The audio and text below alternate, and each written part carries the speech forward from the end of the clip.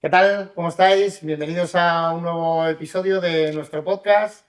Como siempre sabéis que hablamos de temas financieros, temas de inversión, también temas sociales, empresas y demás, ¿no? Hoy tenemos la grandísima suerte de estar aquí con Aarón Castillo. Muchas gracias. Súper agente financiero. Ten cuidado que estos motes luego ya se quedan para Ya se siempre, quedan para sí. ¿sabes? Bueno.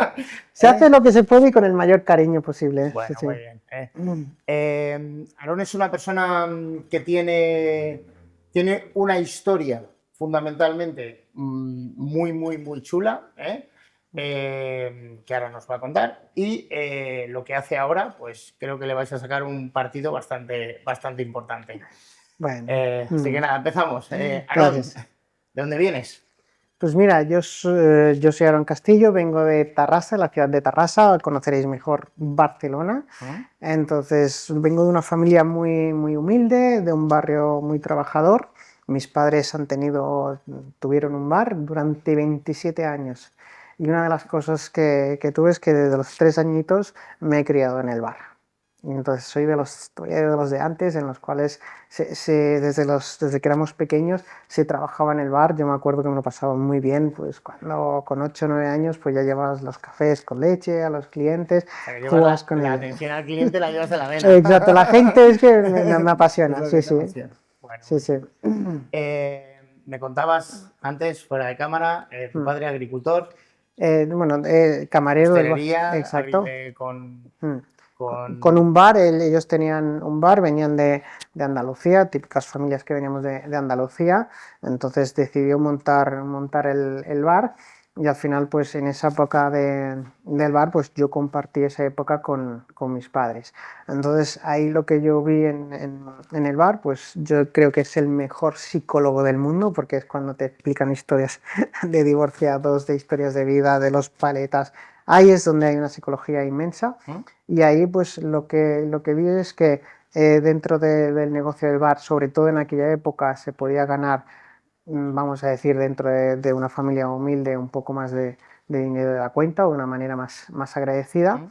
Pero yo lo que vi, la filosofía es que nuestros padres y abuelos tenían la filosofía del esfuerzo. Trabajar muchísimas horas, trabajar muchísimo para ganar ese dinero. O sea, yo lo traduzco es que contra más trabajabas, más dinero ganabas. Entonces ahí yo empecé a verlo todo y cuando tuve que decidir qué acciones tomar, una vez ya o sea, hice mis estudios y entonces decidí estudiar la ingeniería industrial con el motivo de decir, vale, hay que trabajar, está muy bien trabajar muchas horas, pero al final el bar o la restauración es muy esclava Muy dura. y al final ya la había vivido durante muchos años. Ingeniero industrial. Sí. Wow, ¿cómo empieza un ingeniero industrial terminando como agente financiero? Pues mira, fueron situaciones en el camino. Lo primero que fue es que como ingeniero industrial, aquello de que van diciendo cómo funciona un poquito la mente, pues yo me iba poniendo como pequeños objetivos. A mí me llamó mucho dentro de la parte técnica la automatización industrial y entonces dije, primer objetivo, aprender a automatizar. Pues al final pues automatizaba PLCs, maquinaria industrial. Después, no, esto se me queda corto. Voy a hacer programación de robots. Y entonces, pues buscaba empresas que me daban esas herramientas o esas posibilidades para programar los robots, los ¿Mm? típicos estos de FANUC o de ABB que son los coches. Y te encuentras que en 2 o 3 años tienes la oportunidad de hacer proyectos internacionales súper guapos. Pues está trabajando fuera. Yo estoy trabajando tanto todo lo que es zona de Europa y en Estados Unidos. Hacíamos proyectos internacionales, yo lo que veía principalmente es que nos enviaban a las plantas, hacíamos el sistema productivo, pues ya sea pues, de piezas de coches, piezas, pues, por ejemplo, muebles para por ejemplo, empresas como IKEA, pues le hacíamos toda la línea de producción. Estamos hablando de naves que tenían almacenes de 50 por 25. Entonces las naves, de una nave a otra tenías que ir en Segway Sí, sí, sí, sí. muchas veces. Sí, qué guay. Y aquí a tu pregunta, ¿cómo cambió esa visión? Pues cambió principalmente por dos motivos. El objetivo de que yo fuera a nivel internacional era la creencia que me había heredado de mis padres. La creencia que heredan de tus padres es que tienes que trabajar muchísimo para ganar dinero. Entonces yo escogí la empresa que iba internacionalmente en función del dinero que yo ganaba. ¿Qué quiere decir? En la última acción de cambio de empresa prácticamente fui a duplicar el sueldo. Entonces la empresa te decía, mira, te damos coche, dietas, horas extras, pero tienes que viajar al extranjero. ¿En qué país? Pues en Alemania conozco toda la parte del oeste y del sur de Alemania, desde Múnich, desde Stuttgart, Colonia, Hamburgo, Hannover, Frankfurt. Sí, las grandes ciudades alemanas.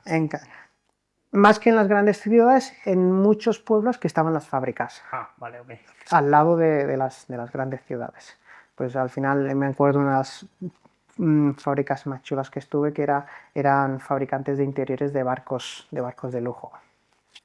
Espectacular. No, Entonces nuestra empresa se dedicaba a suministrar las herramientas para hacer esos trabajos. para hacer esos trabajos. Esa creencia que hay ahora entre la juventud de que saliendo fuera lo tienes mucho más fácil que quedándote en España, ¿tú cómo lo ves desde la experiencia tuya? Para mí no es que sea más fácil, sino que puedes ir más rápido. ¿Vale? Al final, mi decisión de salir fuera fue porque al final yo me encontraba de que una empresa aquí con mi nivel de estudios, con mi nivel de formación, mi nivel de experiencia, yo aparte de trabajar en la restauración, yo desde los 16 años ya estaba trabajando en empresas industriales. Entonces me encontraba de que cuando fui a ver, pues no sé si eso suena Michael Page, Page Personal, sí, empresas de headhunting, Sí, de headhunting. Pues me decía, no, tus conocimientos llegan hasta aquí, tú máximo vas a llegar 60 70 mil euros al año. Y digo, 60 70 mil euros al año, y no sé cómo viene a la cabeza. Mi padre en aquella época tenía el Audi A4 y le costó 30 o 36 mil euros. Y yo pensaba, si yo quiero comprarme el mismo coche que se ha comprado mi padre, ahorrando a 1000 euros al mes, tengo que esperar 36 meses. 36 meses, tengo 27, o tengo 26, o tengo 27, me tengo que esperar hasta los 30. Y lo veía como que tenía que dedicar mucho esfuerzo y mucho tiempo para llegar a ese punto. Entonces, al final, el ir afuera te permite de que si tienes un mínimo conocimiento, es acceder a sueldos más agradables. También te tengo que decir, conozco casos personales que se han ido al extranjero, están trabajando y no se están ganando la vida. Están de cocineros, están varios casos, Sí. en los cuales tienen ese dinero y en vez de utilizarlo para mantener y cuidar su patrimonio, lo utilizan para aumentar su nivel de vida. Y desde mi punto de vista, en la cual mi visión es cuidar, mantener y hacer crecer tu patrimonio, aumentando tu calidad de vida, por supuesto, para mí hay que tener muy claro que si vas al extranjero, es un esfuerzo que tú haces y ese esfuerzo te tiene que permitir hacer ese cajón, esa hucha suficiente para que cuando vuelvas a España, estamos, desde mi punto de vista, en el mejor país del mundo donde se puede vivir. El único hándicap que tienes es que si quieres ganar dinero rápido, no lo tienes tan fácil o tan agradable. Entonces, pues al final te vas unos años fuera, tenemos pues a nivel de Estados Unidos, tenemos Alemania, está Inglaterra, está la zona de Asia, está Japón, incluso he visto, conozco personas que han ido a Japón, han estado allí 3-4 años en proyectos y se han venido aquí con 40, 50, 70 mil euros. Entonces, aquí con ese dinero, pues ya empiezas a vivir. Claro. Entonces, tenerlo muy claro, sobre todo. Generar ahorro para comprar activos no es lo mismo que generar ahorro para gastártelo en pasivos. A eso es lo que me refiero. Una de las situaciones más importantes es que lo que se ve hoy en día, y desde mi punto de vista es un error, es que estamos viendo de que hay parte, no toda, pero hay parte de la juventud de que se quejan de sus sueldos, pues, que son, pues, pueden ser bajos, pues, esos 1.100, 1.200, 1.300, pero debido a mi trabajo veo que esas personas jóvenes con 26, 27, 28 años les preguntas, ¿cuánto tiempo llevas trabajando? Pues mira, llevo trabajando 7 años. ¿Cuánto estás cobrando? Pues mira, estoy cobrando, me lo invento, 980 euros. ¿Con quién vives? Viven con tus padres. ¿Qué gastos tienes? Pues mira, tienes el gasto del teléfono, tienes el gasto de la moto, el coche, 200, 300 euros. ¿Qué más gastos tienes? ¿Y cuánto tienes ahorrado? Nada, es que llego justo a final de mes. Y dices, entonces te cuestionas, dices, si tú estás trabajando, te estás buscando un futuro, pero no tenemos esa mentalidad de guardar una parte, nos encontramos luego las situaciones que cuando esos jóvenes quieren acceder a una propiedad, a esa vivienda habitual, se encuentran es que tienen que ir sobrefinanciados. Entonces ahí empezamos a deteriorar toda esa parte de la sociedad. Por otro lado, también entiendo a esos jóvenes de que no tienen acceso a las herramientas. Pues también los comprendo, ¿eh? Yo creo que es un tema de mentalización también, porque muchas veces los jóvenes de hoy consumen redes sociales Muchísimo. muchísimo, Ujú. y el éxito en la red social es llevar un reloj caro, tener un coche caro, deportivas caras, ropa cara. Pues claro, al final eso es un pasivo, porque tú en el momento que sacas un coche, yo veo muchos youtubers, sobre todo aquí de Barcelona, cuando Sí. se van a Madrid montan el Lamborghini en una grúa y se lo llevan a Madrid para no hacerle kilómetros y que no pierda tanto valor. Entonces, creo que invertir en pasivos es un error, pero el tema está que si estas personas de éxito invierten en esos pasivos es para que luego les generen a nivel de redes sociales más activos. Pero es que eso no lo sabe hacer todo el mundo. Pero aquí estás entrando, desde mi punto de vista, no en un error, sino en un concepto, vamos a llamarle diferente. Si yo soy youtuber y yo me gano la vida haciendo visualizaciones, ¿vale?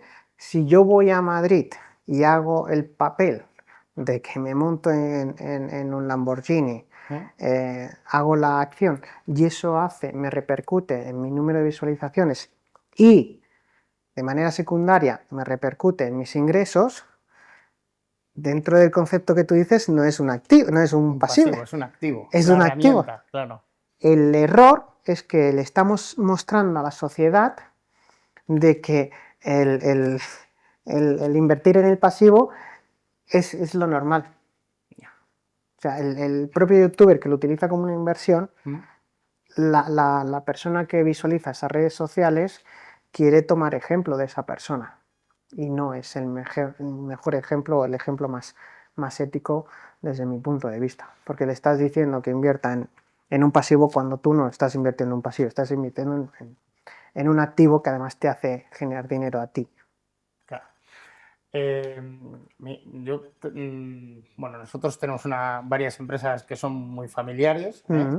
Es verdad que tenemos bastante gente trabajando con nosotros y tal, pero el otro día me decía mi hija pequeña es una adelantada a su tiempo.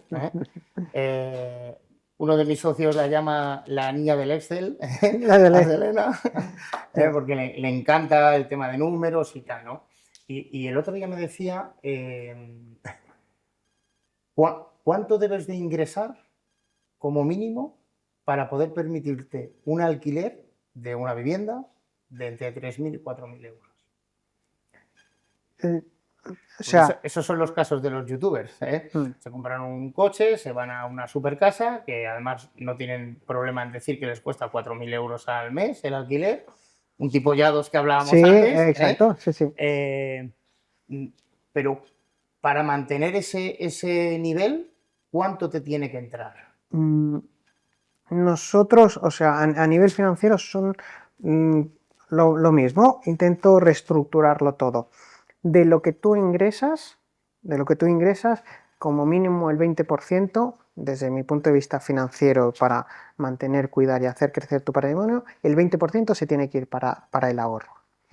Y dentro de esa estructura, de ese 100%, máximo el 35% de tus ingresos se tienen que ir a gastos fijos de vivienda y del día a día. Por ejemplo, lo que tú me decías de un youtuber que se gasta 3.000, 4.000 euros en un alquiler, para que sea una decisión Sostenible, sabia. sabia, correcto, tendría que ingresar como mínimo el triple. Estamos hablando pues Unos 10, 12.000. 10, 12.000 euros. Si no, él lo que está haciendo es poner mucho en riesgo su patrimonio. En el momento de que, cuando explicamos, si quieres luego me preguntas, la gestión patrimonial a nivel de empresas, dentro del riesgo del patrimonio tenemos 3 riesgos, vamos a decir, genéricos identificativos, lo que se llama el riesgo managerial, riesgo sectorial y riesgo geográfico. Si ese youtuber que está generando esos 10, 12.000 euros de ingresos, que tiene ese alquiler de 3, 4.000 euros, hace una mala acción, toma una decisión que no es correcta, me lo invento, al 100% no conozco el mundo digital, pero sí, algo lo conozco. Cambio de plataforma y tus ingresos de la noche a la mañana cambian, ese riesgo que hemos dicho managerial, en este caso, ya no son 35%, es más. Entonces ahí puedes entrar en lo que llamamos en la quiebra, y esa persona, de ser famosa o de tener esa influencia en la sociedad, pasa a que ya no lo veis nunca más, esa persona. Ya, por esa toma de decisiones. Por eso es el mantener y el cuidar. ¿Sí? ¿Te he respondido? Sí, está perfecto, está perfecto. Y luego también te quiero decir te quiero hacer una pregunta. ¿Por qué este tipo de personas prefieren alquilar a comprar? Porque muchas veces la capacidad de compra no la tienen. Ni siquiera hipotecándose. Tú, para hipotecarte, necesitas alrededor de un 32%. Ese es otro error que hay constantemente.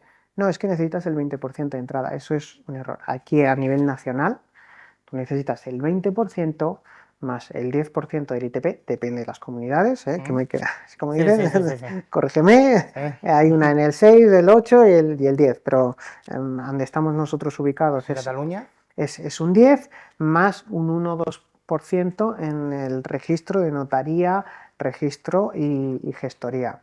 Entonces, si tú vas a buscar una casa de 1.000.000 de euros, que puede ser la que alquilas por 3.000, por 3.000 euros al mes, ¿quién tiene de golpe de liquidez esos 350, 320.000 euros?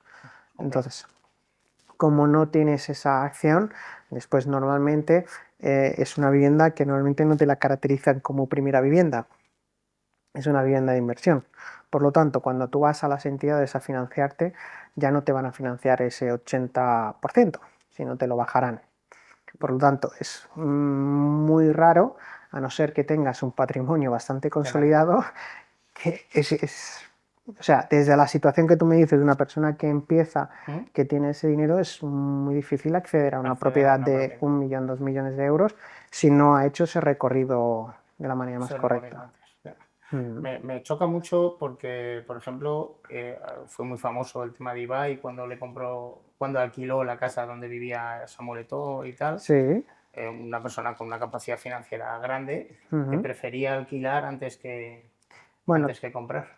También hay que ver de que después de, ya te digo, desde mi punto de vista y desde mi opinión, lo que yo sigo es, vamos a decir, personajes públicos o influencers y demás. Muchos de ellos, su parte financiera la tienen como algo secundario o tercero, incluso ni le dan importancia.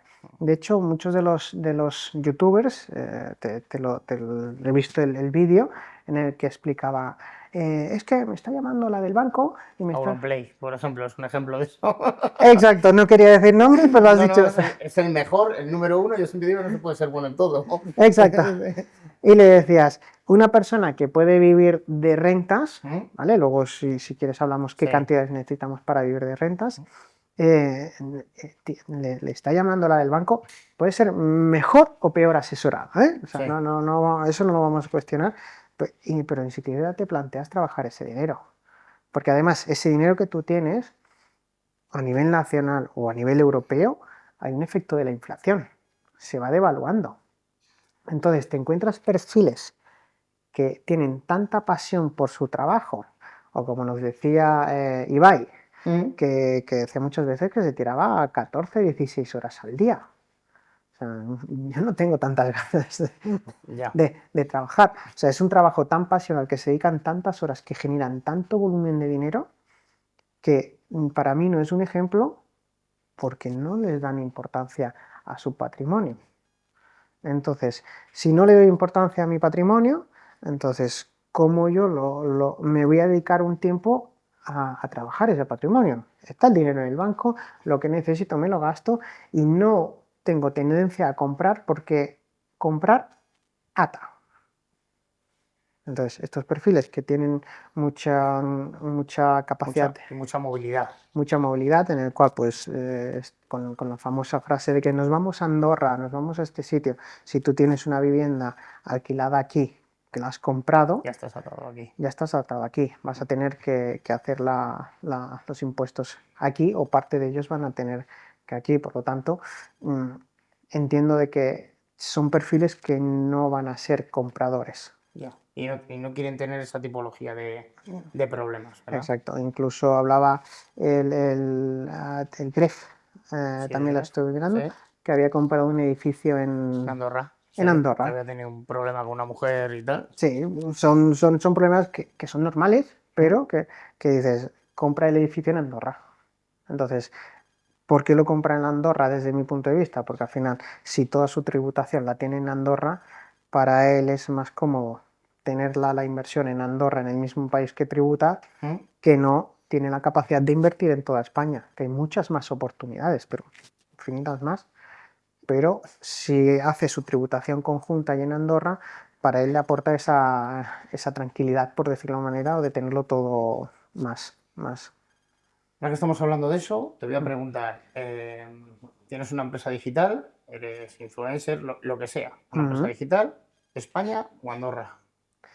Si tienes capacidad de movilidad, no tienes riesgo a nivel de hacer ninguna acción, prefiero Andorra. ¿Prefieres Andorra? Ahora, para mí, vuelvo al primer concepto, es, si yo me voy a Andorra, según la normativa legislativa, yo tengo que estar 180 días en Andorra. Ahora viene la pregunta, Andorra, desde mi punto conceptual, yo te hablo de la opinión, ¿Sí? es pequeño. Andorra es un pueblo en mitad de una montaña. Exacto. Vamos a ver, eso es lo mismo que el otro día me preguntaron a mí por Dubái y yo dije, me vas a perdonar, Dubái es un pueblo en mitad del desierto, no tiene más historia. Exacto. Entonces, yo hago así en Tarrasa, digo, ¿dónde me quiero ir? A Zaragoza, vamos a la catarata de Zaragoza, nos vamos a la Costa Brava, nos vamos a Cadaqués, nos vamos a Tarragona, Torredembarra, Ya. nos vamos a Almería, nos vamos a Madrid, nos vamos a Bilbao. No cuentes mucho los días, Porque se te empiezan a ir, claro. porque como pase los 180 días ya tienes un problemón. Y la otra cuestión que hay que tener muy clara es que fiscalmente me puede convenir irme a Andorra, pero yo siempre digo, tienes que tener mucho cuidado porque vas a tener, de política no me gusta hablar mucho, Sí. pero vas a tener a Hacienda en la cual vas a tener inspecciones constantes. Entonces, tenemos el ejemplo de Xabi Alonso, que después de 10 años de lucha con Hacienda, después de todos los millones que le habían dicho que había defraudado, le ha ganado Hacienda. Sí. Tenemos que el 48% de las denuncias que hay contra Hacienda las están perdiendo. Pero ¿qué te pasa a ti a nivel personal? ¿Cómo ha vivido el ejemplo de Xabi Sí. Alonso esos 10 años en esa incógnita, en esa situación de tenerlos ahí en la oreja, que tú estás entrenando Y las opiniones de la gente diciendo que era un defraudador, que estaba robando al país, que tal, y al final luego... se demuestra lo contrario. Entonces tienes que tener mucho cuidado, tanto el ahorro fiscal que vas a tener, como yo siempre digo, la parte emocional. El tema de Hacienda, la verdad es que es un tema complejísimo. Te entiendo. Simplemente, o sea, partimos de una base muy capciosa, porque mientras que los inspectores de Hacienda estén bonificados por abrir instrucciones contra la gente, da igual lo que pase, si gane o no se pierda, y esa bonificación no se la quiten, pues esto es lo que pasa. Como dice, no más comentarios. No más No comentarios. encontramos en la laguna, ¿verdad? Exacto. Al final lo que yo siempre lo digo, al final lo que intento es que si tú tributas aquí, intento tenerlo todo lo más limpio posible, todo lo más claro, para que si algún día viene, mira, A, B, C, D, todo lo que tú me has pedido lo tengo aquí. ¿Qué quieres más? No te puedo hacer nada. Puedes abrir lo que quieras, pero al final vas entonces tenerlo. Sí, está exacto. Claro. Vale, muy bien. La verdad es que el tema del mundo financiero hoy en día es amplísimo, es apasionante. Hay mucha gente que está con el tema de criptos. Sí. Hay mucha gente que está preocupadísima con el tema de las CBDCs, la moneda digital de los bancos centrales. Y hay mucha gente que quiere invertir pequeñas cantidades, fondos indexados, SP500, tal. Entonces, hay mucha gente joven, muy joven, que quiere invertir pequeñas cantidades periódicas, mensuales, en este tipo de productos. Si tú tuvieras hoy 25 años y tuvieras la capacidad de invertir 100 euros cada mes, ¿qué elegirías? Yo, para mí, el índice que me da más estabilidad es el que sería más o menos de referencia, el MSCI World, el SP500, que sería el equivalente. ¿Por qué? Porque al final, sí, me voy a extender un poquito. Perfecto, sí. Para ver si les puedo, si os puedo aportar valor. Vale. Mira, hay un cuadro que yo tengo bueno, lo tengo escrito, pero lo tengo en mente, que al final es, imagínate un gráfico. Un gráfico en el cual, en este gráfico está todo el mundo financiero. El primer gráfico es una línea prácticamente recta, con un poquito de inclinación, que se llamarían los activos monetarios. Pues invertir en activos monetarios son, vamos a decirlo de alguna manera, las deudas de menos de 18 meses, y entre ellas podría ser pues, el intercambio de monedas o las intercambio de divisas, que eso exacto, decir, ¿verdad? Sí. Intercambio de divisas o el intercambio incluso de las criptomonedas. ¿Vale? Después, la otra línea que tenemos sería una línea un poquito más irregular, que sería la renta fija. La renta fija es invertir en deuda. Pues en deuda normalmente hay muchos tipos de deuda, pero para haceros un resumen, pues la deuda normalmente se planifica entre 2 y 4 años para que den rentabilidades alrededor entre el 2 y el 4%. El problema es que estas inversiones siempre están normalmente por debajo de la inflación. Y te preguntas, ¿por qué? Y están por debajo de la inflación porque al final son las herramientas que utilizan las empresas para financiarse. Ya. Si al final yo me voy a financiar para hacer crecer mi empresa, para que mi empresa no quiebre, el rendimiento que le saco yo a la deuda es el mayor que la inflación. Y la línea más larga, digamos la que es más volátil, sería la de renta variable, equivalente al SP500. El SP500 al final está formado por 500 empresas, las 500 empresas de mayor capitalización de Estados Unidos, o incluso ahora no recuerdo si del mundo o de Estados Unidos. Esas empresas al final lo que se dedican es a cubrir necesidades. No son tan alejadas. El iPhone, el Microsoft, el Amazon, o sea, empresas que utilizamos en el día a día. Yo siempre digo, el champú, el HS, tan famoso, pues al final es de la empresa Procter & Gamble. Depende del tipo de agua que tengas, todas son de Nestlé. esas empresas están cubriendo necesidades a nivel mundial. Por lo tanto, esas empresas tienen un valor. Pues lo que a mí me da tranquilidad, por decirlo de alguna manera, es que al final esas empresas dentro de ese índice siempre van a estar ahí. Quizás esas empresas cambian, ¿vale? El ejemplo que siempre explico es Kodak. Kodak estaba dentro de ese índice, hacía fotografías, era una necesidad, pero no supo cubrirla. Y entonces yo siempre digo que la sustituyo por el iPhone, que haces 2.000 millones de fotos, claro, pero esta sale y está aquí. Pero mi dinero sigue asociado al crecimiento del dinero. Hablando de las criptomonedas, ¿qué duda me surge? Que al final la mayor parte de las criptomonedas, no todas, algunas están basadas en proyectos, algunas están basadas en otra, es dos cosas. Primero, la falta de regulación, por un lado, nos quitan libertad, pero por otro nos dan esa seguridad. Es que las criptomonedas funcionan porque hay libertad.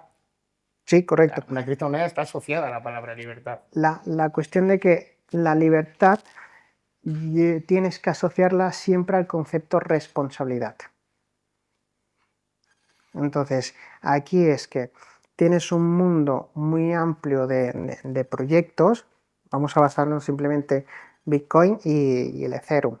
Al final, ¿por qué varía el valor del Bitcoin o del Ethereum? ¿Cuál sería el concepto? Pues al final, desde mi constancia, el valor del Bitcoin simplemente es por las ganas que tiene la gente de utilizar esa moneda o de no utilizarla.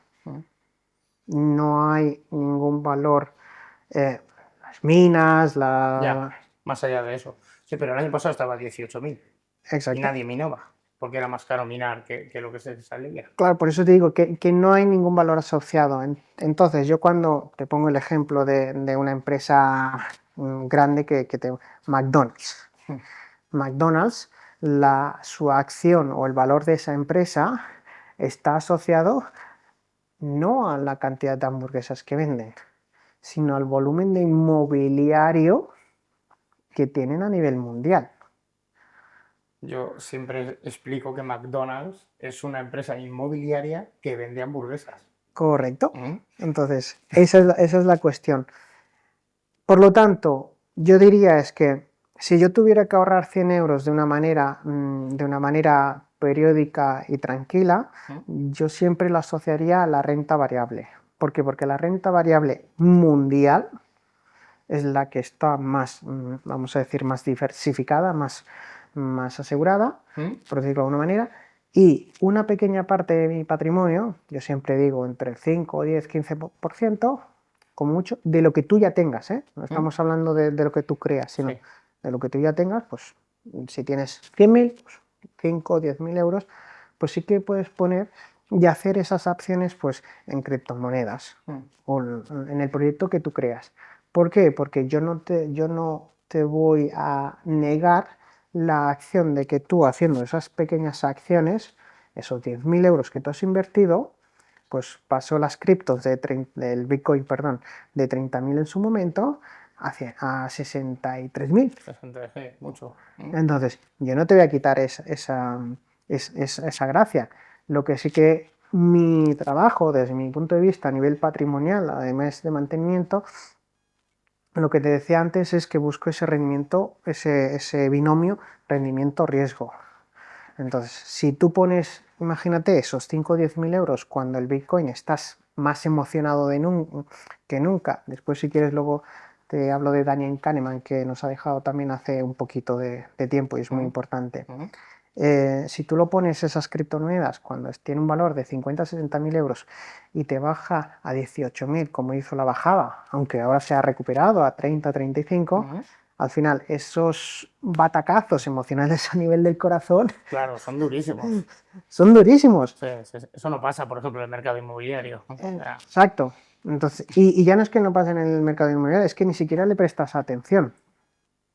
Entonces, hay que tener muy en cuenta es siempre qué temporalidad le damos a ese ahorro y en función de esa temporalidad coger la herramienta más correcta. Correcto. ¿vale? Esa sería la conclusión. Perfecto.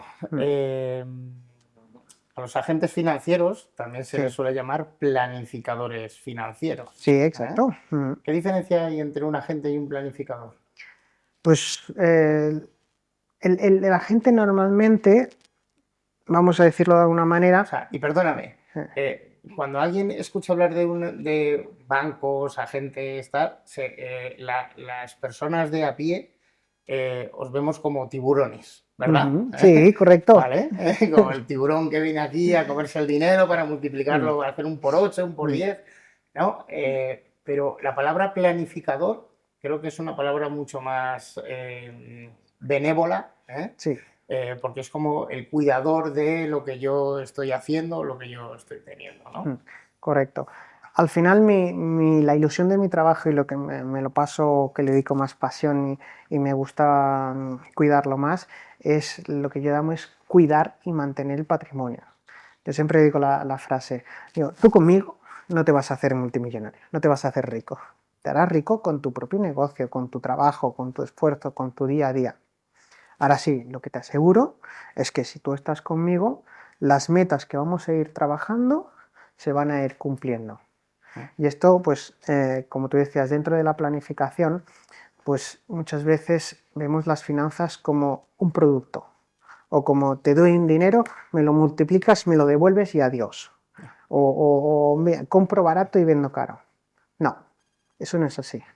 La figura del planificador lo que trata es de ver la persona que tienes delante y dentro de la persona que tiene delante, cuáles son esas situaciones emocionales, esas situaciones de vida que tiene. Vamos a poner varios ejemplos. No es lo mismo esa persona, chico joven, 22 años, ¿vale? 22 años, pues ha hecho su ciclo formativo, ha hecho el bachillerato, ha hecho su carrera de 2-3 años y empieza a trabajar. Entonces empieza a trabajar, tiene su nómina bajita, no hay que ponerle nóminas grandes, 1.200, 1.500 euros. 23 años. La primera pregunta, ¿es común en España en 22, 23 años independizarte? No es común, ¿no? Por lo tanto, normalmente esas personas suelen estar viviendo con los padres. Por lo tanto, si tú cobras 1.200, 1.300, o sea, tampoco estamos llamando sueldos Sí. Son muy grandes. cifras muy normales. Si tú eres un poquito comedido, pues al final tu capacidad de ahorro es brutal.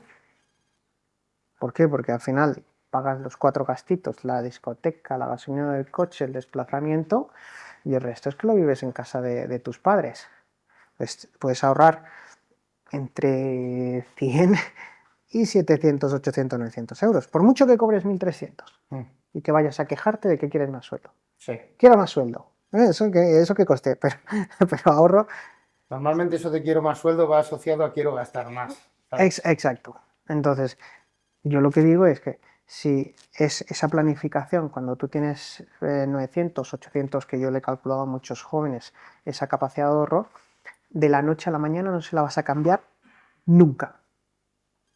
Tienes que empezar con segundas cuentas, con muchas de seguridad, que yo hablo, en la cual tú le vas separando 100, 200, 300 euros. ¿Qué pasa? Que con esas pequeñas cantidades no ven el valor todavía.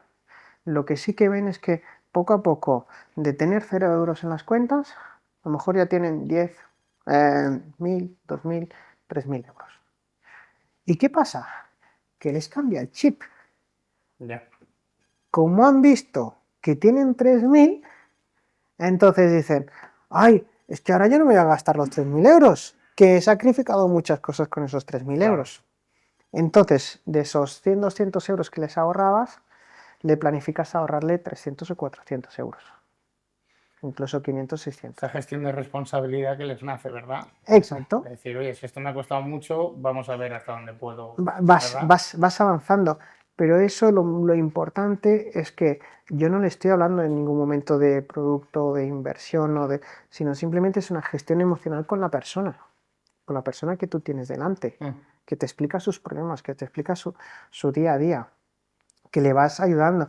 Muy bien, lo vas consiguiendo, la vas apoyando.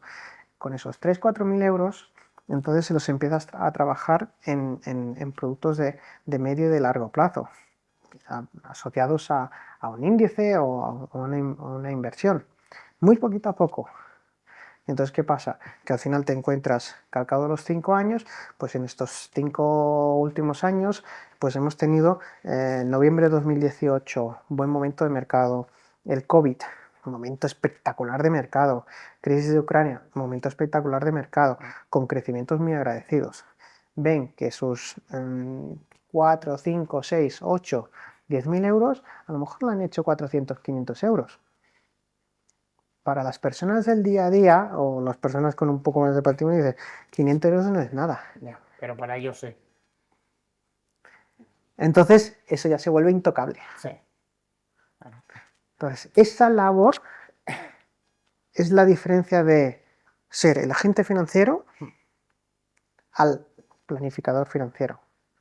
Mira, hasta ahora, todo lo que nos has contado, yo que miro a las personas en el fondo de las personas, lo que veo es que eres un tío increíble, eres un tío que ha estado 20 años trabajando en el bar de sus padres, que se saca una ingeniería industrial, que en ese camino de salirte fuera, ganarte la vida, a partirte el alma, currando, Sí, sí. tal, haces un cambio, haces un giro a temas de asesoría financiera, que además eres psicólogo, porque tienes que convencer un poco a la gente de que lo que tiene que hacer es lo que tiene que hacer, y Sí. seguramente será lo más duro para ellos, pero será también lo más interesante, y de verdad que tienes un camino increíble, y te felicito, Gracias. y te felicito de verdad. Muchas gracias. Poca gente tiene esos giros con tanto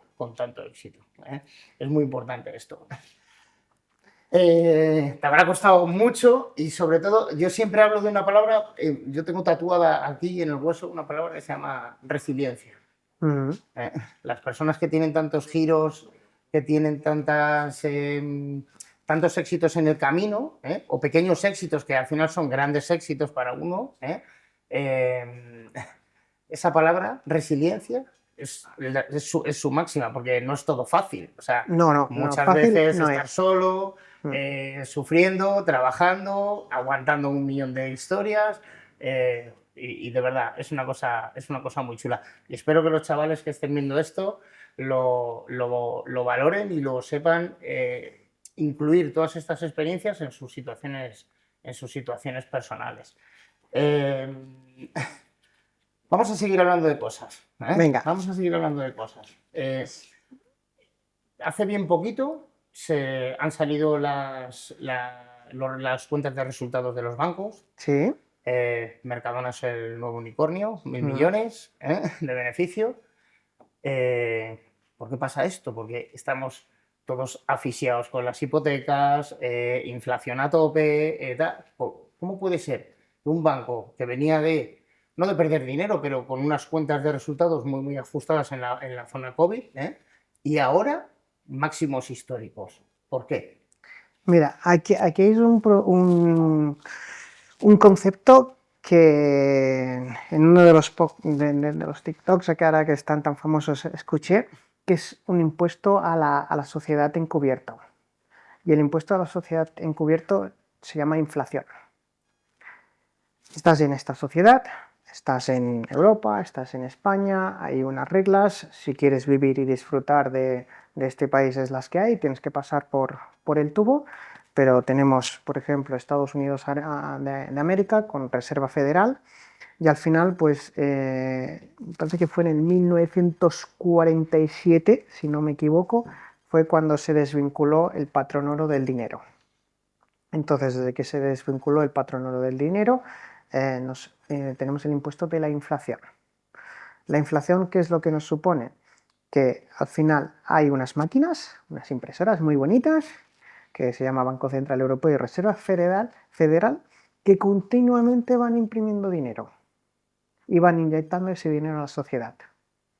Entonces, tú tienes un dinero, lo tienes asociado a un euro o a un dólar, y lo que vas es que cada vez que accedes a un activo, ese activo año tras año vale más dinero. ¿Qué pasa? Si yo hace 10, 15, 20 años tenía pues 10.000 euros, pues esos 10.000 euros al cabo de los 20, de los 20 años, pues al final cuando yo voy al mercado a utilizar esos 10.000 euros, pues ves que compras por valor de 4 o 5.000 euros, si llega.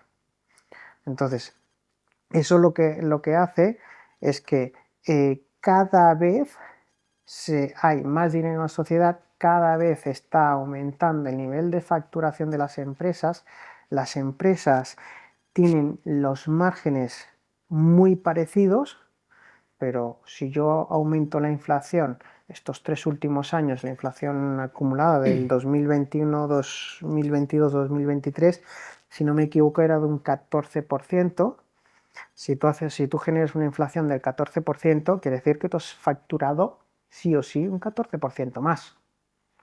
Por lo tanto, si antes había ganado 900 millones, ahora tengo que ganar 1.100 millones. Sí o sí. Por lo tanto, seguiré haciendo récord de valor absoluto.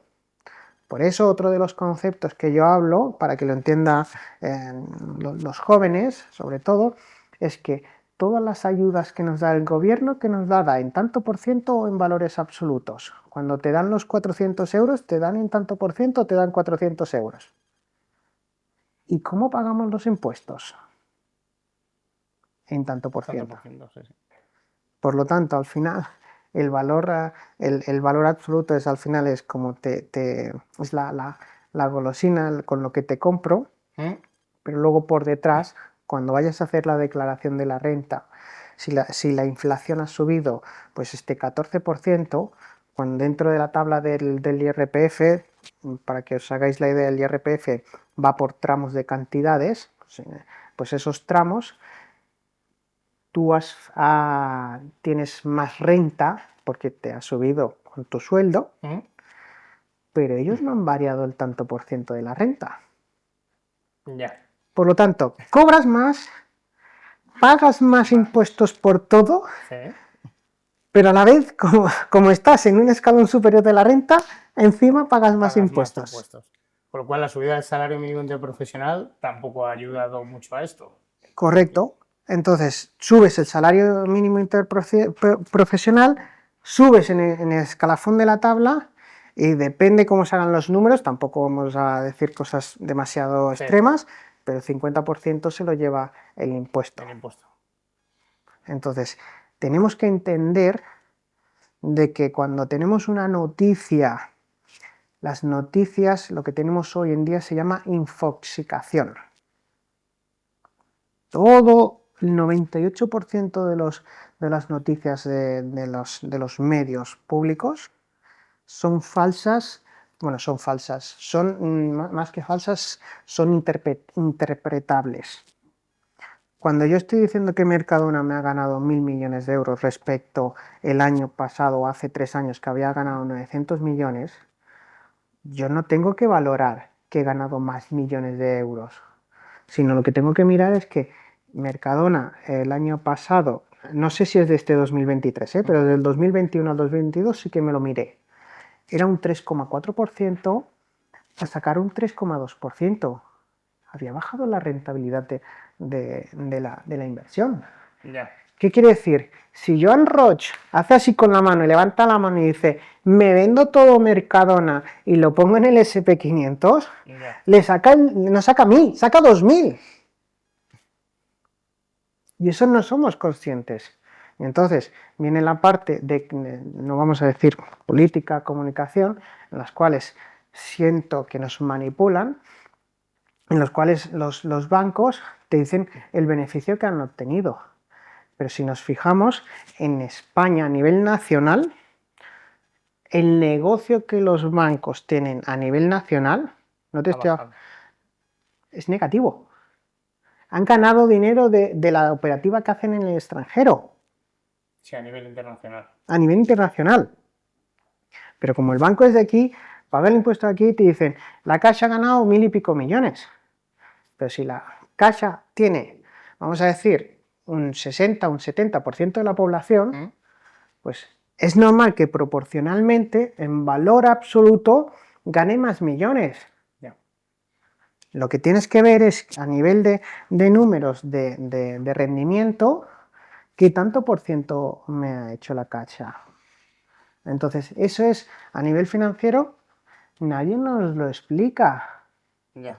Y tú estás con una sensación de que la Caixa nos está robando, cuando realmente o sea, están ganando dinero, eso no lo vamos a negar Sí. en valor absoluto, pero a nivel de rentables no están siendo nada Nada rentables. rentables. Bueno, al hilo de esto, te voy a hacer Mm. otra pregunta. ¿Por qué el Madrid pide un crédito de 500 millones teniendo 500 millones en caja? No le haría falta. Podría coger ese dinero y decir, me lo gasto en la obra. Me quedo a cero, pero me lo gasto en la obra y no tengo que pedir crédito. Mm. ¿Por qué prefiere el Madrid generar deuda? Vale, yo te lo voy a traducir a pequeña escala, porque al final hablamos de grandes empresas, se nos hace muy, muy lejano al público en general, entonces te lo voy a hacer a pequeña escala y con un ejemplo de un inmobiliario. ¿Vale? Imagínate una persona pues, que tiene un dinero, vamos a poner un ejemplo, 100.000 euros. Entonces, hay un concepto muy importante de que, como digo yo, se habla mucho, mucho, mucho y todo el mundo sabe lo que supuestamente es, pero te diría que mucha parte de la población no lo entiende. Y es el concepto del interés compuesto. El interés compuesto, a nivel de ejemplo, nos dice, imagínate, como os hablaba antes, un chaval que tiene pues 1.000 euros en la cuenta. Ahora los tipos de interés, más o menos a nivel de remuneración, pues puede estar al 4 o 5%. Para hacerlo fácil vamos a hacer al 5%. Pues ese chaval que tiene 22, 23 años al 5%, cada año esos 1.000 euros le generarían 50 euros. Cuando un chaval mira y dice 50 euros, se los queda mirando así, hostia, como vayamos a cenar o me vaya de fiesta esta noche, me los he fundido, ¿para qué me sirve ahorrar? Esto es una ruina. Entonces se promueve, como digo yo, el gasto. ¿Qué es lo que buscamos? De que al final esa persona, pues a través del ahorro continuo, pues esos 1.000 euros los convierte en 100 en 100, ¿eh? Estamos, 200 en 200, estamos hablando de 200 euros, al año son 2.400, 2.400 en 4 años son 10.000 euros. 10.000 euros al 5%, estamos hablando que en vez de 50 euros al año, ya pasamos a 500 euros al año. Y dices, hombre, 500 euros al año ya me puedo ir de vacaciones a Mallorca. Pero es que si sigues ayudando a esa persona a ahorrar y tiene esos 25.000 euros al 5%, pues ya son 1.250. Estamos hablando de que 25.000 euros cada año se convierten en 1.250. Si vamos al ejemplo de 100.000 euros, estamos hablando que son 5.000 euros al año. Por lo tanto, hay que cuidar y mantener el capital que tienes. Entonces, ¿cuál es la estrategia? De que si ese ejemplo de esa persona que tiene esos 100.000 euros compra una propiedad, ¿vale? Un inmobiliario, yo tengo esos 100.000 euros y los pongo de golpe, ¿vale? Esos 100.000 euros yo me quedo en el banco a cero. Recibo una renta, vamos a hacer el ejemplo de 500 euros al mes. Yo recibo esos 500 euros al mes de renta. Hasta que yo recupere esos 100.000 euros, Pasan muchos años. pasan muchos, muchos años. Pero es que encima esos 500 euros mensualmente sí que los puedo volver a empezar a ahorrar, pero otra vez empezaré a que 6.000 euros en un año son 500 euros, cuando estaba haciendo 5.000 euros al año. No. Entonces, vas muy lento y lo que consigues es frenarte. Entonces, yo siempre digo, si tienes el dinero y tienes la capacidad y vas con mucha seguridad, ¿vale? Siempre que al final pues, es dentro ese acompañamiento, esa planificación financiera, si tú tienes que comprar ese inmueble de 100.000 euros, pues mi consejo es que si te lo puedes financiar, por ejemplo, haces una hipoteca de 80.000 euros. Hay otras opciones en el mercado que se llaman créditos pignorados. Créditos pignorados quiere decir que igual que una hipoteca avalas con una propiedad, un préstamo pignorado avalas con tu propio dinero. ¿Qué es lo que me lleva?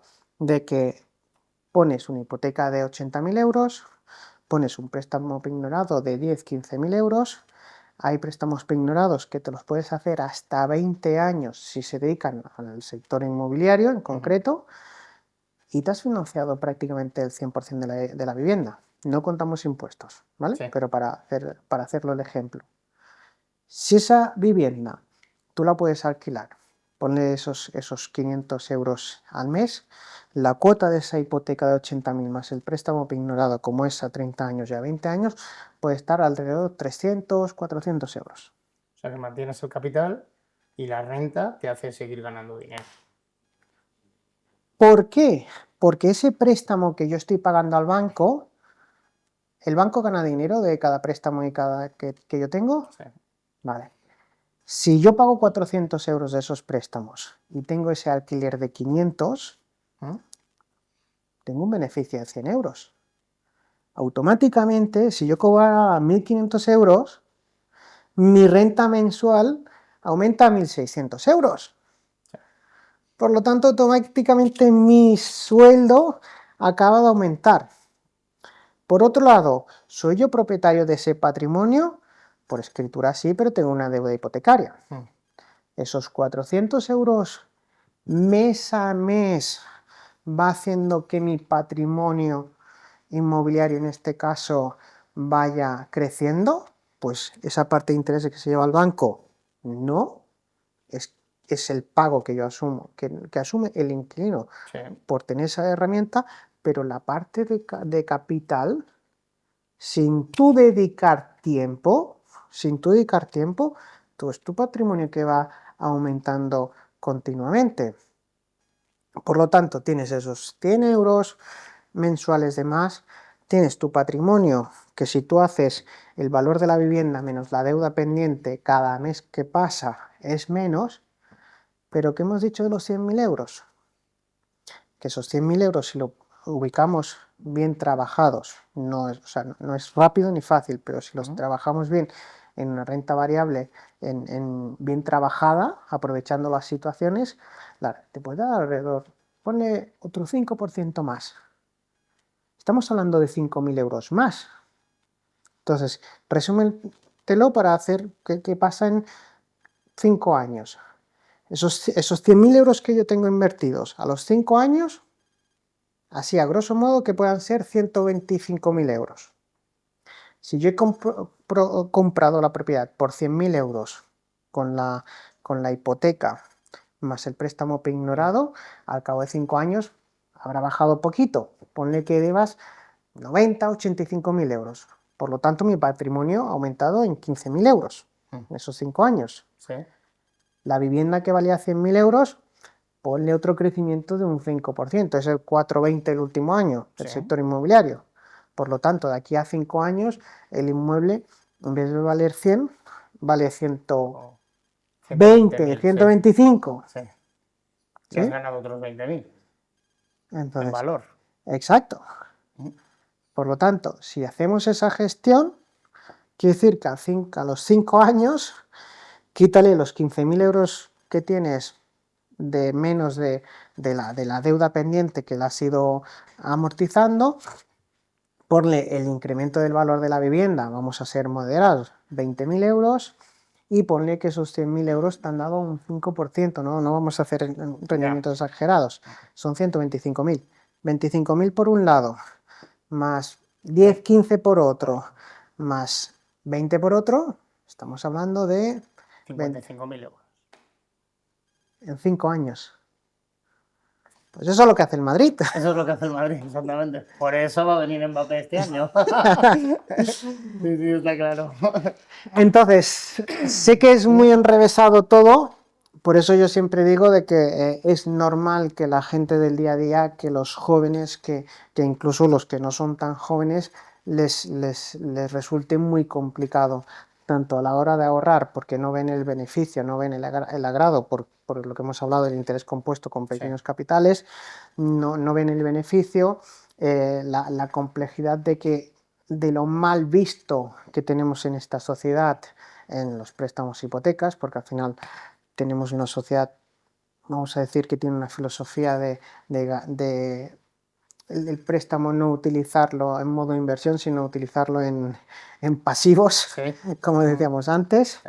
Entonces, es difícil asimilarlo, pero si tienes claras las ideas, te las explican de esa manera, es mucho más rápido, teniendo un poquito de recursos, Sí. hacer crecer mucho más rápido tu patrimonio. Luego hay impuestos y demás, ¿eh? No Bueno, vamos... pero eso ya se sobreentiende, ¿sabes? O sea, que Exacto, o sea, España tiene unas reglas, otros países tienen otras reglas. Entonces, hay que jugar siempre con las reglas que hay en cada campo. correcto. Aquí yo refiriéndome pues a la figura de mi padre, que siempre es un referente. Sí. Es un referente para mí. Él hizo su crecimiento a base de lo que le llamamos de pulmón. Pues, ¿por qué? Porque antes el primer piso que se compró en Tarrasa siempre me explicaba, bueno, me lo explicaba, pero se me quedó mucho, que le costó 450.000 pesetas. La negociación fue que entregó 200.000 pesetas cuando compró el piso y las otras 250.000 pesetas le daba un año para que se las devolviera.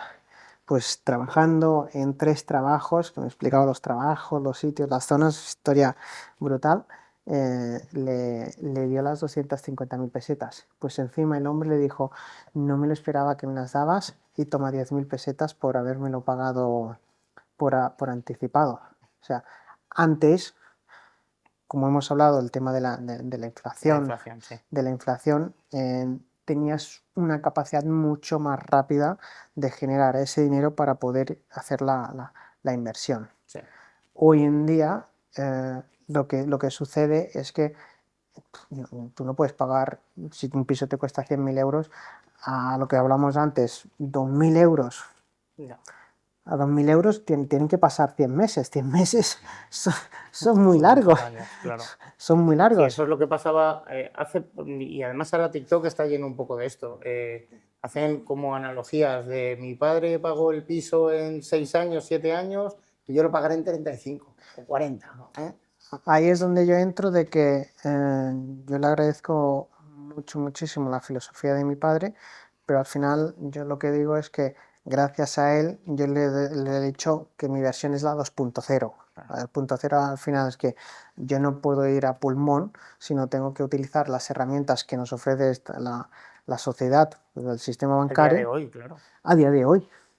Entonces, antes esto sería imposible. Te quiero hacer un test. Venga, va. Preguntitas cortas y yo creo que complicadas. ¿Banco o neobanco? ¿Existe una tercera opción? Personas. Personas. Sí. Perfecto. ¿Comprar una vivienda en España o comprarla en Portugal?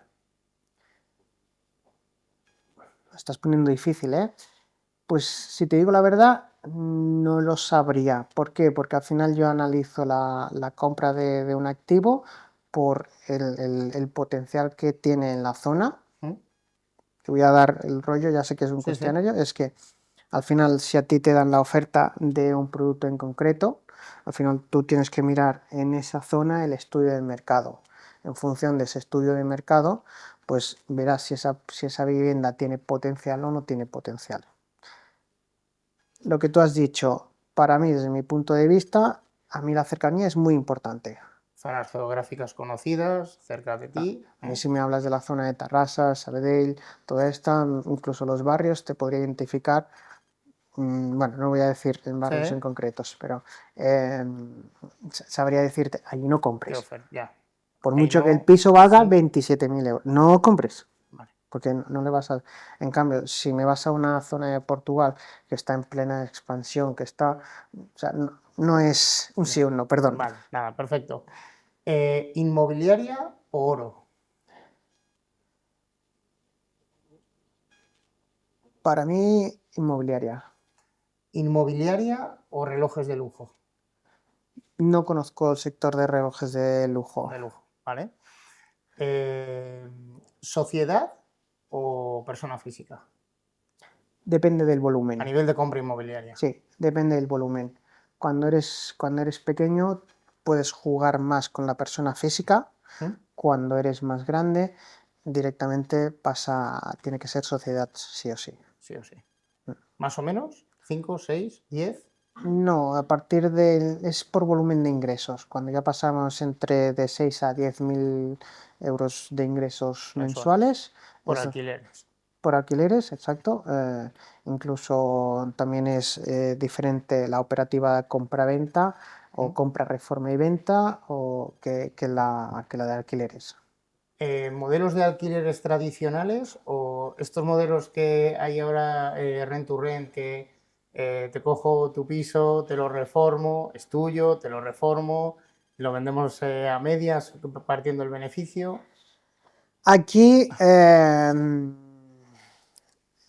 disculpa que no te diga sí o no, al Sí, final te pongo sé que son preguntas complejas. por eso te digo que no te puedo decir una u otra. Al final, emocionalmente, a mí me gusta la tradicional. ¿Por qué? Porque al final tanto la inversión en renta variable como la inversión en alquileres y demás, la quiero que no le tenga que dedicar ni un minuto de mi vida. Vale. Entonces, O sea, buscas más la comodidad, la facilidad, los pocos problemas que no. correcto. Entonces, si eres una persona que tienes mucho, no tiempo libre, sino disponibilidad de tiempo, o lo englobas dentro de tu trabajo, de tu día a día, pues obvio, no te voy a decir, ¿es esto mejor que esto? ¿No? Si tienes ese tiempo para dedicarte, para ir a hacer las visitas, para ir a negociar, para hacer todos los contratos y tal, dedicarle no, al de alquiler por habitación o vacacional o de todo. Al final yo prefiero libertad. Vale. Y la última pregunta. Ahora están muy, muy de moda ciertos modelos de empresas. Ujú. ¿Sociedad limitada en España o LLC en Estados Unidos? Aquí depende, veníamos a la pregunta anterior. Si tú tienes aquí una gran infraestructura, o depende del tipo de infraestructura que tengas aquí, el hecho de tenerla que sacar por la LLC a Estados Unidos, depende del tipo de negocio que tengas, si es internacional, si es nacional, a nivel de impuestos y fiscalidad, por supuesto me voy a ir a la LLC. El gran hándicap es que en España, si tú quieres sacar tu negocio de aquí al extranjero, vas a tener que seguir tributando 5 años más, si no recuerdo mal, por ley. Sí, hay ciertos modelos, por ejemplo, con el que tiene José Elías, que son free tax, y automáticamente quitar Audax de aquí. Me acuerdo que en un vídeo decía que le costaba 600 millones de euros, una cosa así. Exactamente, pero ya son 600. Ya son 600 kilos, que ya es un Entonces, pico. con 600 kilos se pueden hacer Muchas cosas. muchas cosas. Sí. Entonces, para mí, dentro de la gestión del día a día, por comodidad, vuelvo al requerimiento de antes, por comodidad es la SL de aquí, por comodidad. Si tuvieras negocios a nivel internacional, pues al final, pues típico de viviendas, pues que puedas invertir, pues quizás en Francia, quizás en Portugal, quizás en Grecia, quizás en otros países. Incluso he llegado a ver perfiles que están comprando parte de Ucrania. O sea, Sí, entonces, sí, eso lo he visto yo también. ves países de no, todo el bloque de Ucrania, ¿cuánto vale? 10.000 euros. 10.000 euros. Este bloque es mío. Y lo asocian allí. Bueno, Ucrania ahora está en guerra, pero cuando termine la guerra, que terminará algún día, será el mayor nicho de negocio de todo el mundo, porque eso habrá que reconstruirlo. Con el potencial. Con el potencial, además Pues, de agricultura, petróleo, el gas. 10% de tu patrimonio, ya sabes Ya dónde sabes tiene, dónde tiene que ir, está claro, está clarísimo. dónde tiene que ir. Por lo tanto, ahí yo creo que hay que analizar más en conjunto, englobar la infraestructura empresarial y negocio que tienes. Por ejemplo, si eres una empresa de marketing que al final trabajas a nivel internacional, tenerlo todo aquí, desde mi punto de vista, no tiene Mucho sentido. mucho sentido. pero al final aquí, pues si tienes las 4 empresitas aquí que haces el servicio a personas de aquí, en el momento que te la lleves afuera, vas a tener una inspección de Hacienda cada 2 por 3. Claro, ahora aquí está muy de moda empresarios que no quieren salirse fuera y lo que generan es una sociedad holding. Exacto. Le meten 4 sociedades debajo, 200.000 gana la primera, 200.000 la segunda, 0 la tercera y la cuarta pierde 400.000. Entonces, claro, de beneficio 0, ese dinero encima lo pueden subir al 2% a su sociedad holding y... Al final esa es la gestión patrimonial cuando ya tienes muchas empresas, porque lo que tienen que entender es que las empresas van asignadas a una actividad. Entonces, depende de la actividad a la que tú le asignes, pagan unos impuestos de sociedades diferentes. Si no me equivoco, las patrimoniales iban al 2%, ¿puede ser? Al 2% de las patrimoniales, pues al final, si tú tienes una empresa que se dedica a la producción, pues a nivel de empresarial, lo que hay que separar es la empresa que hace el servicio de producción, la empresa que tiene la parte inmobiliaria y la parte que tiene la empresa holding principal, que es la que tiene el volumen del patrimonio. Eso es. Pues es muy importante porque si a la empresa de producción pues siempre hay riesgos de trabajadores, riesgos de producción, riesgos de deudas, pues todo eso es separarlo para separarlo de la parte del beneficio de la compañía, está claro. Siempre el concepto es cuidar, mantener patrimonio. Yo siempre digo que lo más importante en una empresa es la empresa, porque sin la empresa no hay puestos de trabajo. Entonces, sí que es verdad que sin maltratar al trabajador, porque por supuestísimo eso es lo último que se debería hacer. Correcto, sí. Pero proteger la empresa no es maltratar al trabajador, es al contrario. Es también proteger el puesto de trabajo y el salario del trabajador. Aquí está mi manera de pensar de que al final, si tú tienes unos buenos recursos humanos, que es normalmente lo que te valora la empresa, seguramente tu empresa tendrá muchísimo más éxito que si los maltratas. Y el ejemplo, refiriéndonos a antes, tenemos el caso de Mercadona. O sea, lo primero que hay que decir es que yo no voy a comprar nunca a Mercadona, lo siento a quien le aplique. O sea, personalmente no voy nunca, pero bueno, al final es el ejemplo. El modelo empresarial es increíble. Exacto. Pero si no recuerdo mal, y con todo el respeto por si me equivoco, pido perdón, si no recuerdo mal, al principio hubo una época en la cual no se valoraba nada al trabajador de la empresa de Mercadona y entonces se miraba más la parte de producto.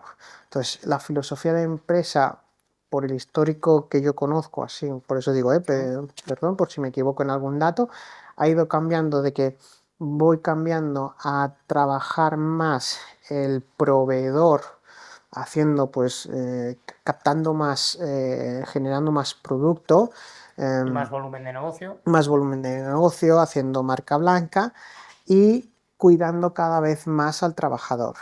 De hecho, este año, ya te digo, no tengo ninguna afinidad con Mercadona, pero sí que ha regalado, ha bonificado un bonus importante a sus empleados. A sus empleados. Sí. Entonces, pues al final, eso quiere decir pues que si tú miras una empresa con esos recursos, dices, bueno, ahora ya no cuido tanto al proveedor o me busco mi propia producción, les aprieto mucho a nivel de rendimiento, pero beneficio más al... Para terminar, quiero que me digas un mensaje mío a los chicos. Un chico de 24, 25 años que quiere empezar a invertir, a ahorrar. ¿Qué consejo desde el fondo de tu corazón, como si fueras tú, ese chico, le darías? Pues mira, el consejo que os daría es que si tenéis la posibilidad, si tenéis la suerte de vivir con los padres, si tenéis esa capacidad de ahorrar, es ahorrar el mayor cantidad posible de ahorro que podáis. No dejéis de disfrutar la vida, por supuesto, pero sí que hacer esa capacidad de ahorro, porque con 22 o 23 años rápido vais a llegar a los 27, 28, 30 y vais a querer nuevos proyectos. Ahorrar, trabajarlos de la inversión más correcta, informaros, formaros cómo se está invirtiendo vuestro dinero, cómo lo estáis trabajando, hacer planes de acumulación de capital, tener huchas de seguridad, de manera de que planificaros esas metas, creéroslo y trabajar en ellas, ¿vale?